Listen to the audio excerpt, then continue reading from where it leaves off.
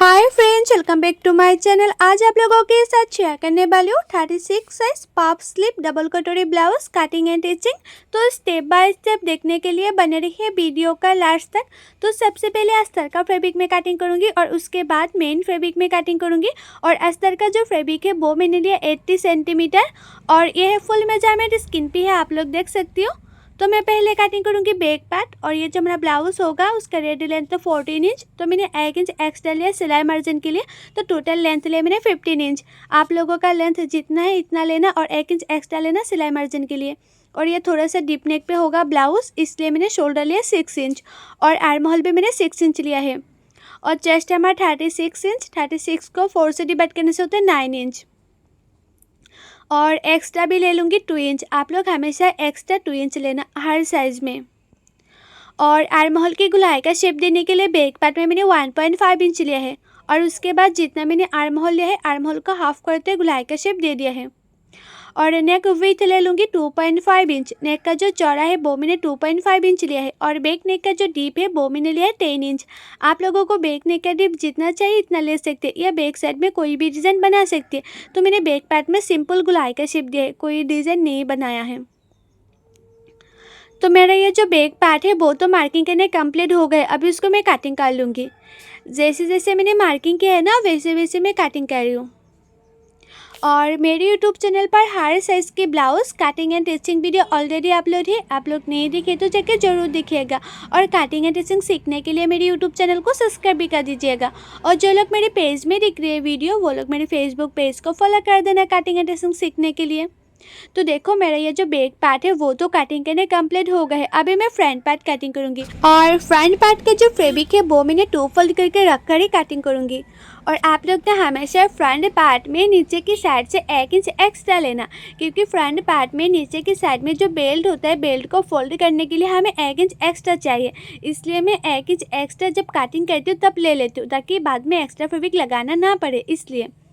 और उसके बाद 1 इंच को छोड़ते हुए जिस तरह से मैंने बैक पार्ट कटिंग किया है ना वैसे मैंने फ्रंट पार्ट के लिए भी चारों ओर मार्किंग कर दिया है। और फ्रंट पार्ट का जो आर्म होल का गुलाई का शेप है वो फ्रंट साइड में 1/2 इंच अंदर रखकर और एक शेप दे देना। आप लोग हमेशा ब्लाउज में फ्रंट साइड में 1/2 इंच अंदर रखकर एक शेप दे देना फ्रंट साइड में। और फ्रंट साइड के जो नेक डीप है वो मैंने लिया 6.5 इंच। और उसके बाद फ्रंट साइड में भी मैंने इस तरह से गुलाई का शेप दे दिया है। और बेल्ट के लिए मैंने नीचे की साइड से 1 इंच को छोड़कर उसके बाद 3 इंच पर मार्किंग किया है बेल्ट के लिए। अभी मैं कटोरी के लिए ले लूँगी 6 इंच। कटोरी के लिए मैंने 6 इंच लिया है और जहाँ मैंने आर्म होल का गुलाई का शेप दिया है वहाँ साइड से लिया मैंने 2.5 इंच। और जितना मैंने नेक डीप लिया है फ्रंट साइड में उससे 1 इंच ऊपर और एक मार्किंग कर दूँगी इस तरह से। अभी तीनों मार्किंग को मैं मिला दूँगी। तो मैंने इस तरह से कटोरी का शेप दे दिया है और ये डबल कटोरी होगा इसलिए कटोरी के मिडिल में भी इस तरह से मार्किंग कर लूँगी। तो कटोरी को हाफ करते एक मार्किंग कर दिया है और उसी मार्किंग का जो लंबाई है वो मैंने लिया 2.5 इंच। और साइड से ले लूँगी 3 इंच 3 इंच, ये साइड से भी 3 इंच और ये साइड से भी मैं 3 इंच ले लूँगी। और ये जो मैंने कटोरी को मिडिल करते 2.5 इंच लिया और मतलब साइड से 3 इंच लिया है ना वो आप लोग हर साइज़ में ले सकती हैं, ये फार्मूला है। और बेल्ट का शेप देने के लिए मैंने 1/2 इंच ऊपर और एक मार्किंग कर दिया। तो देखो बेल्ट का शेप भी दे दिया है। तो मेरा ये जो फ्रंट पार्ट है वो मार्किंग करने कंप्लीट हो गए। अब इसको मैं कटिंग कर लूँगी। जैसे जैसे मैंने मार्किंग किया है ना वैसे वैसे मैं कटिंग कर लूँगी। और आप लोग ना कटिंग अच्छी तरह से करेंगे तो टिचिंग भी अच्छी होगा और टिचिंग अच्छी होगा तो ब्लाउज़ का फिटिंग फिनिशिंग बहुत ही अच्छा आएगा। तो आप लोग हमेशा ट्राई करना कटिंग अच्छी तरह से करने के लिए। बहुत लोग ना कटिंग अच्छी तरह से कर नहीं पाती है, इसलिए ना ब्लाउज़ भी सिलाने के टाइम में दिक्कत पड़ जाती है, मतलब दिक्कत आ जाती है कि कटोरी के साथ जो पार्ट होता है वो नहीं मिलती है या तो पार्ट छोटा बड़ा हो जाती है। तो आप लोग हमेशा कटिंग अच्छी तरह से करना, तो देखना सिलाने में भी बहुत ही ज़्यादा आसान होगा। तो देखो ये डबल कटोरी होगा इसलिए मैंने कटोरी की मिडिल में कट कर लिया है। अगर सिंगल कटोरी होता तो इस पार्ट को ही बड़ा करके सिलाई करने से हो जाती है, लेकिन डबल कटोरी है इसलिए मैंने मिडिल में कट कर लिया है। और इसमें से 2 कटोरी आएगा, एक है फर्स्ट कटोरी एक है सेकेंड कटोरी। तो मैं सबसे पहले फर्स्ट कटोरी कटिंग करूँगी, मतलब फर्स्ट कटोरी को बड़ा करूँगी। तो ये जैसा हमारा फर्स्ट कटोरी है ना उसको चारों ओर मैंने इस तरह से मार्किंग कर दिया, चारों ओर मार्किंग कर दिया मैंने इस तरह से। और इस कटोरी के पार्ट को मैं बड़ा करूँगी। तो मैंने कटोरी के पार्ट को नीचे की साइड से 1 इंच बड़ा करूँगी। यह साइड से भी मैं 1 इंच बड़ा करूँगी और यह साइड से भी मैंने 1 इंच बड़ा कर लूँगी। और ऊपर की साइड से मैं हाफ इंच बड़ा करूँगी। यह साइड से भी हाफ इंच और यह साइड से भी मैंने हाफ इंच बड़ा कर लूँगी, जो सिलाई मार्जिन में जाएगा ना, इसलिए। और उसके बाद जैसे हमारा कटोरी का शेप है ना, वैसे ही कटोरी का शेप दे देना है। तो मैंने इस तरह से कटोरी का शेप दे दिया है। और नीचे की साइड से भी मैंने हाफ इंच बड़ा कर लूँगी, हाफ इंच। बहुत लोग ना ये जो शेप होता है वो अच्छी तरह से दे नहीं पाते। आप लोग ना धीरे धीरे करके अच्छी तरह से शेप दे देना। तो मेरा ये जो फर्स्ट कटोरी है वो भी मार्किंग करने कंप्लीट हो गया। अब इसको मैं कटिंग कर लूँगी। जैसे जैसे मैंने मार्किंग किया ना, वैसे वैसे मैं कटिंग कर रही हूँ।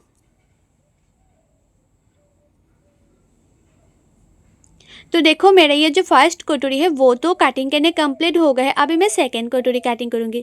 तो सेकंड कटोरी के लिए मैंने फर्स्ट कटोरी से इस तरह से मेजरमेंट लिया है। तो मेजरमेंट में आया है 8 इंच। और सेकंड कटोरी के लिए जो उसका चौड़ाई है वो मैं ले लूँगी 8 इंच। और उसका जो लंबाई है वो मैं ले लूँगी 4 इंच। सेकंड कटोरी का लंबाई मैंने 4 इंच लिया है इस तरह से। और जितना मैंने लंबाई लिया है ना सेकंड कटोरी का, उससे 1 इंच नीचे इस तरह से मार्किंग कर दूँगी। 1 इंच नीचे। और नीचे की साइड से भी मैंने हाफ इंच ऊपर एक मार्किंग कर दूँगी। तो उससे पहले ये जो हमारा फर्स्ट कटोरी है, फर्स्ट कटोरी को मैंने इस तरह से बैठाया हुआ है और उसका शेप दे दिया है। और नीचे की साइड से मैंने हाफ इंच ऊपर एक शेप दे दिया है। नीचे का जो साइड है ना वो होगा बेल्ट का शेप देने के लिए। तो मैंने जिस तरह से मार्किंग किया है उसी तरह से कटिंग कर रही हूँ। आप लोग ना इसी तरह से कटिंग करेंगे तो कटोरी परफेक्ट होगा। कभी कटोरी छोटा बड़ा नहीं होगा। बहुत लोगों का होता है ना कि कटोरी छोटा पड़ जाती है या बड़ा हो जाती है।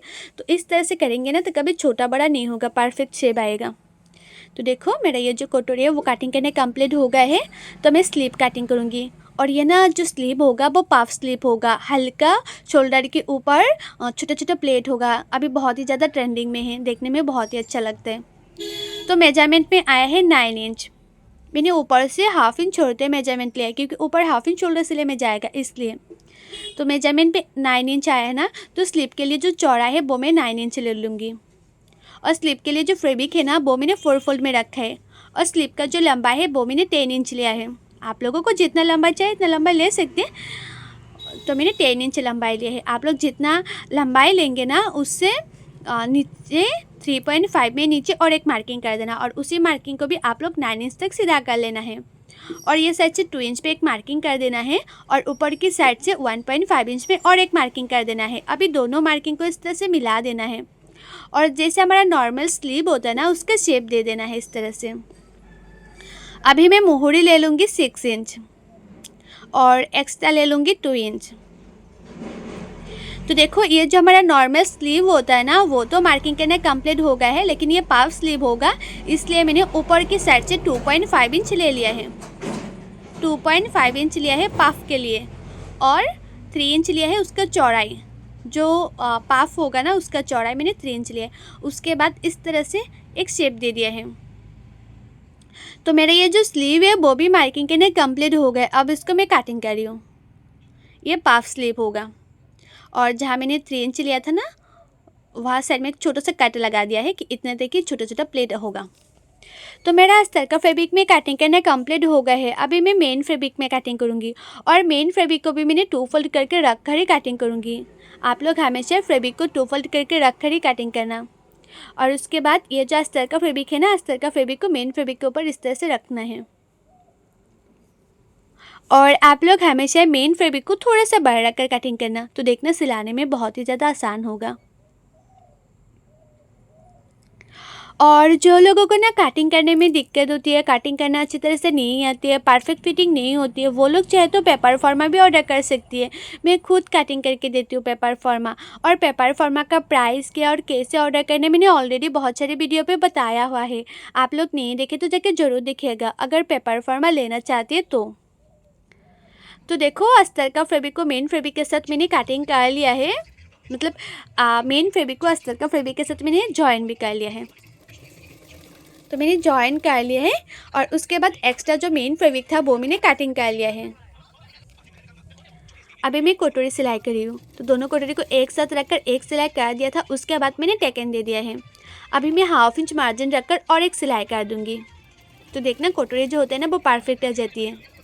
और ये जो मैंने कटोरी में टेकन दिया है ना, उसका जो चौड़ा है वो मैंने 1/2 इंच से भी कम लिया है, क्योंकि इसमें ऑलरेडी कटोरी का शेप आ ही जाती है, इतना टेकन का चौड़ाई लेना नहीं पड़ती है, कम लेना। तो देखो दोनों कटोरी हमारा परफेक्ट हो गए हैं और उसका जॉइंट टू जॉइंट मैचिंग हो रही है। अभी ना कटोरी के साथ जो 3 नंबर पार्ट होते हैं वो मैं जॉइन करूँगी। बहुत लोग S40 भी बोलते हैं उसको।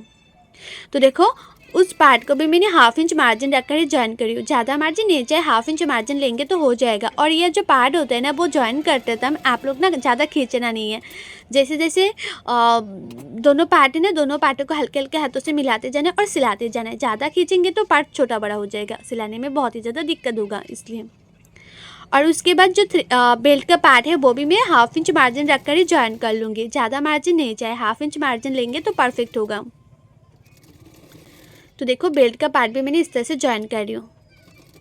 और एक पार्ट में मैंने जिस तरह से ये 3 नंबर पार्ट है वो जॉइन किया है ना, दूसरा पार्टों में भी मैं इसी तरह से जॉइन कर लूँगी और बेल्ट का पार्ट भी मैं जॉइन कर लूँगी।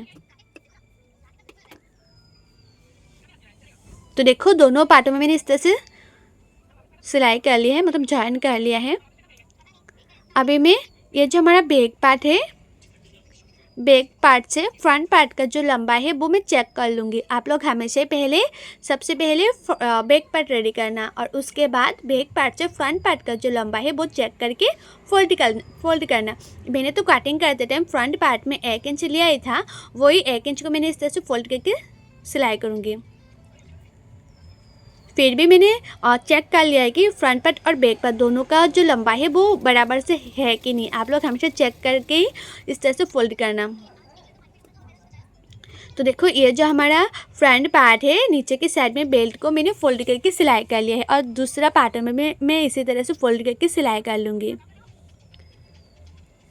और मैंने ना बैक पार्ट में जो नीचे का साइड है टेकन भी दे दिया था बैक पार्ट में, और नीचे के साइड में एक्स्ट्रा पट्टी लगा के फिनिशिंग भी दे दिया था। तो मैंने वो आपको उन लोगों को नहीं दिखाया है, आप लोग कर देना, सिंपल ही है।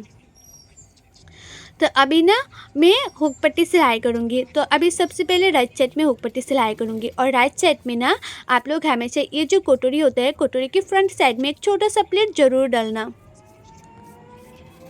सिर्फ राइट साइड में डालना पड़ता है, लेफ़्ट साइड में नहीं। तो देखना जो कटोरी का फिनिशिंग होता है ना बहुत ही अच्छी आती है ये छोटा सा प्लेट डालने से। तो देखो एक तो सिलाई कर दिया है।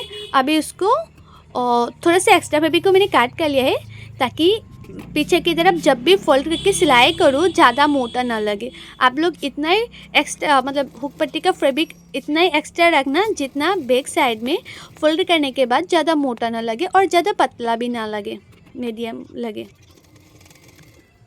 तो देखो मैंने हुक पट्टी भी लगा दिया है राइट साइड में। और हुक पट्टी लगाने के बाद देखो कितना खूबसूरत लग रहा है, मतलब फिनिशिंग बहुत ही अच्छी आती है इस तरह से लगाने से। अभी ना मैं लेफ़्ट साइड में भी हुक पट्टी लगा दूँगी। और आप लोग ना राइट साइड के जो हुक पट्टी का चौड़ा है 2 इंच लेंगे तो परफेक्ट होगा। और जो लेफ़्ट साइड का हुक पट्टी का चौड़ा है आप लोग 3 इंच या 4 इंच लेंगे तो परफेक्ट होगा। तो मैंने हुक पट्टी का जो चौड़ाई है वो तो मैंने मेजरमेंट नहीं लिया था, वैसे जितना एक्स्ट्रा फैब्रिक था तो वही मैंने ले लिया है। तो आप लोग ना, आप लोगों को पता नहीं होता है तो आप लोग ना मैंने जितना बताया है कि 2 इंच और 3 इंच या 4 इंच ले सकती है। मतलब राइट साइड में हुक पट्टी का चौड़ाई 2 इंच और लेफ़्ट साइड में हुक पट्टी का चौड़ाई 3 इंच या 4 इंच लेंगे तो परफेक्ट होगा। इसमें कोई काट करना नहीं पड़ेगा। तो देखो जो हमारा लेफ़्ट साइड का हुक पट्टी है वो भी लगाना कंप्लीट हो ही गया है। बहुत लोग ना ये हुक पट्टी अच्छी तरह से लगा नहीं पाती है, इसलिए फ्रंट साइड में फिनिशिंग अच्छा नहीं होता है और फुला फुला सा भी होता है। तो दोनों साइडों में हुक पट्टी लगाना कंप्लीट हो गए हैं। तो मैंने इस तरह से पिन लगा दूंगी। और मैं ना front neck and back neck दोनों नेक पे मैं पाइपिंग लगाऊंगी। तो हमारा फ्रंट पार्ट तो रेडी हो ही गया है और बैक पार्ट भी रेडी है। नीचे की साइड में मैंने टेकन दे दिया था और नीचे की साइड में एक्स्ट्रा फैब्रिक लगा के फिनिशिंग भी दे दिया है। लेकिन नेक में मैंने अभी तक कुछ एक्स्ट्रा फैब्रिक भी नहीं लगाया है, नेक में मैं पाइपिंग लगाऊंगी। तो सबसे पहले मैं दोनों पार्ट को एक साथ रखूँगी और शोल्डर सिलाई करूँगी। और ये ना जो ब्लाउज़ होगा वो बैक साइड में मैं डोरी नहीं लगाऊंगी, तो सिंपल रहेगा। इसलिए मैं जो शोल्डर है, शोल्डर को थोड़े से डाउन करते सिलाई कर रही हूँ। आप लोग ना डीप नेक पर ब्लाउज़ हमेशा जो शोल्डर होता है, शोल्डर को जो नेक होता है, नेक की साइड में थोड़े से डाउन करते सिलाई करना है, तो देखना शोल्डर कभी गिरेगा नहीं। वैसे भी शोल्डर नहीं गिरेगा। आप लोग फिर से भी ये जो शोल्डर होता है ना, शोल्डर को नेक के साइड में थोड़े से डाउन करते सिलाई करना, तो देखना कभी भी शोल्डर नहीं गिरेगा, परफेक्ट फिटिंग आएगा। और उसके बाद साइड से भी एक एक सिलाई कर देना है। और फिटिंग का जो सिलाई है ना, वो मैं स्लीव लगाने के बाद करूँगी। सिर्फ मैंने किनारे किनारे पे एक सिलाई कर दिया और थोड़ा सा एक्स्ट्रा फैब्रिक है वो मैंने काट कर लिया साइड से। इस तरह से मैंने काट कर लिया। अभी उसको अच्छी तरह से उल्टा कर लूँगी।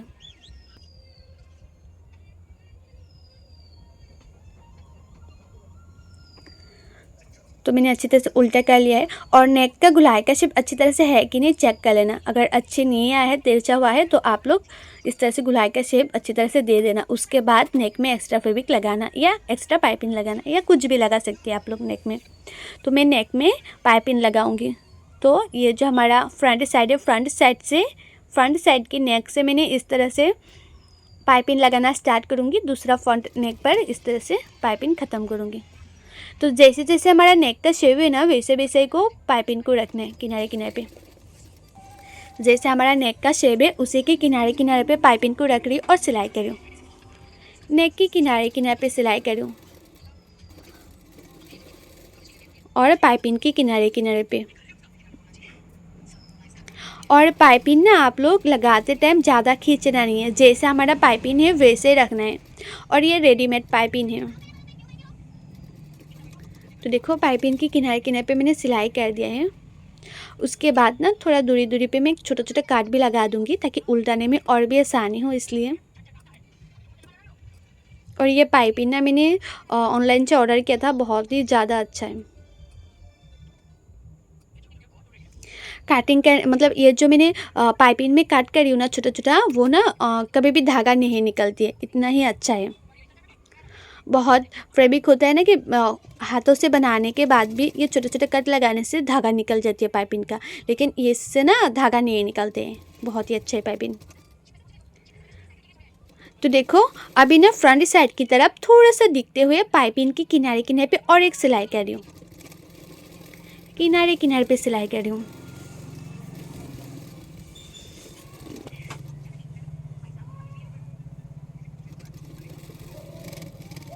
तो मैंने किनारे किनारे पे सिलाई कर दी है। अभी ना उसको पीछे की तरफ, यह जो पाइपिंग है उसके किनारे किनारे पे मैं और एक सिलाई कर दूंगी, पाइपिंग के किनारे किनारे पे।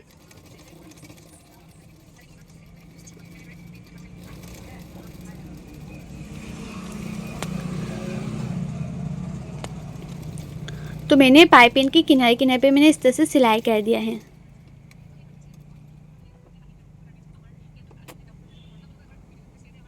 तो देखो हमारा पाइपिंग लगाना कंप्लीट हो गया है, उसका फिनिशिंग भी बहुत ही अच्छा है। अभी मैं पेन से सेट कर लूँगी। उसके बाद मैं हुक पट्टी लगाऊंगी, मतलब हुक लगाऊंगी, हुक पट्टी नहीं, हुक पट्टी तो लगाना हो ही गया है। तो अभी मैं जो हमारा स्लीव है, स्लीव में छोटा छोटा प्लेट डालूंगी। ये हमारा स्लीव है। तो जहाँ मैंने काट लगाया था, वहाँ काट में मैंने इस तरह से एक मार्क कर दिया है, और उसी मार्क से मैं छोटा छोटा प्लेट डालना स्टार्ट करूँगी। छोटा छोटा प्लेट डालना। और ये जो ब्लाउज़ है ना, वो पहनने के बाद इतना खूबसूरत लगती है, बहुत ही ज़्यादा खूबसूरत लगती है। अभी ये जो स्लीव है ना, बहुत ही ज़्यादा ट्रेंडिंग में भी चल रही है। और ये जो ब्लाउज़ है वो मेरा एक कस्टमर का है, मुझे बोला था कि इस तरह से स्लीव कटिंग मतलब सिलाई करके देने के लिए, तो उसी कस्टमर के लिए मैंने ब्लाउज़ बनाया है। आप लोगों को कैसा लगे कमेंट करके ज़रूर बताना। तो देखो आप लोग ना हमेशा जो स्लीव है, स्लीव का जो मिडिल है, स्लीव का मिडिल और ये जो शोल्डर है, शोल्डर का मिडिल से स्लीव को लगाना। तो देखना स्लीव एक साइड में बड़ा, दूसरे साइड में छोटा नहीं होगा, दोनों साइड में स्लीव बराबर से होगा।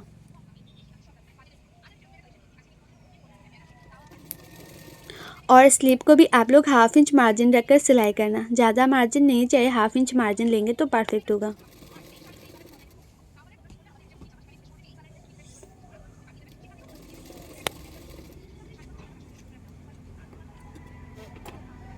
तो देखो मैं 1/2 इंच मार्जिन रखकर स्लीव को सिलाई कर रही हूँ।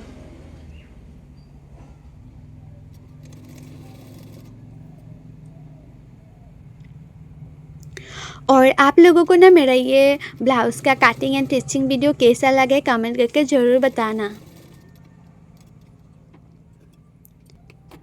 तो देखो मेरा एक स्लिप लगाना कंप्लीट हो गया है और एक स्लिप मैंने जिस तरह से लगाया है ना, दूसरा स्लिप को भी मैं इसी तरह से लगाऊंगी।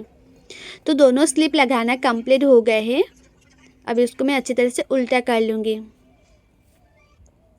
और आप लोगों का ना चेस्ट जितना है इतने में मार्किंग कर लेना और कमर जितना है इतने में मार्किंग कर लेना। जब ना मैं कटिंग किया था तब कमर का मेजरमेंट नहीं लिया था, लेकिन जब मैं फ़िटिंग के लिए सिलाई करती हूँ ना तब कमर का मेजरमेंट मैं ज़रूर लेती हूँ। आप लोग भी फ़िटिंग करते टाइम कमर का मेजरमेंट ले लेना। और उसके बाद आप लोगों का मोहरी जितना है इतने में मार्किंग करके उसके बाद फ़िटिंग के लिए सिलाई करना। तो देखना कभी भी ब्लाउज़ थोड़ा सा टाइट लूज़ भी नहीं होगा, परफेक्ट फिटिंग आएगा।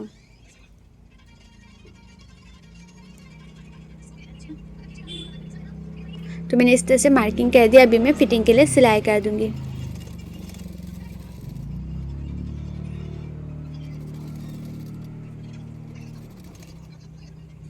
और देखो ये जो शोल्डर का जॉइन है ना, वो जॉइन को मैंने ऊपर की तरफ रख कर ही इस तरह से फ़िटिंग के लिए सिलाई कर रही हूँ।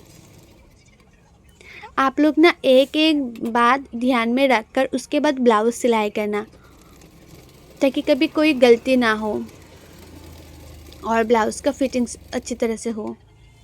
तो देखो फ़िटिंग के लिए मैंने सिलाई कर दिया है और साइड से थोड़ा सा एक्स्ट्रा फैब्रिक है वो मैंने काट कर लिया है, क्योंकि मुझे इतना भी एक्स्ट्रा फैब्रिक नहीं चाहिए, इसलिए दोनों साइड से मैंने एक्स्ट्रा थोड़ा सा फैब्रिक मैंने काट कर लिया है। और साइड में जो एक्स्ट्रा ये फैब्रिक है ना, एक्स्ट्रा फैब्रिक को मैंने अंदर की तरफ फोल्ड करके सिलाई करी हूँ, ताकि जो एक्स्ट्रा धागा है वो निकल के ना आए। इसलिए बहुत ब्लाउज से होता है ना कि एक्स्ट्रा धागा निकल के आ जाती है, तो आप लोग इस तरह से फोल्ड करके सिलाई करेंगे तो एक्स्ट्रा धागा निकल के नहीं आएगा। क्योंकि मेरा इंटरलॉक का मशीन नहीं है ना, इसलिए मैंने इस तरह से फोल्ड करके सिलाई कर देती हूँ ताकि फिनिशिंग अच्छी हो, इसलिए। तो देखो लगभग हमारा ये जो ब्लाउज़ है वो कंप्लीट हो ही गया है। मैं फ्रंट साइड में हुक लगा दूँगी तो हमारा ये जो ब्लाउज़ है वो कंप्लीट हो जाएगा। और ये है ब्लाउज़ का फाइनल लुक, आप लोग खुद ही देख सकती हो। आयरन करने के बाद ब्लाउज़ का जो लुक है कितना खूबसूरत लग रहा है, फिनिशिंग इतना अच्छे से आया है। और आप लोगों को मेरा ये ब्लाउज़ का कटिंग एंड स्टिचिंग वीडियो कैसा लगे कमेंट करके ज़रूर बताना। और अच्छा लगे तो लाइक करना, शेयर करना एंड मेरे यूट्यूब चैनल को सब्सक्राइब भी कर देना और भी अच्छी अच्छी वीडियो पाने के लिए। सो बाय, थैंक्स फॉर वॉचिंग, मिलते हैं नेक्स्ट वीडियो पे।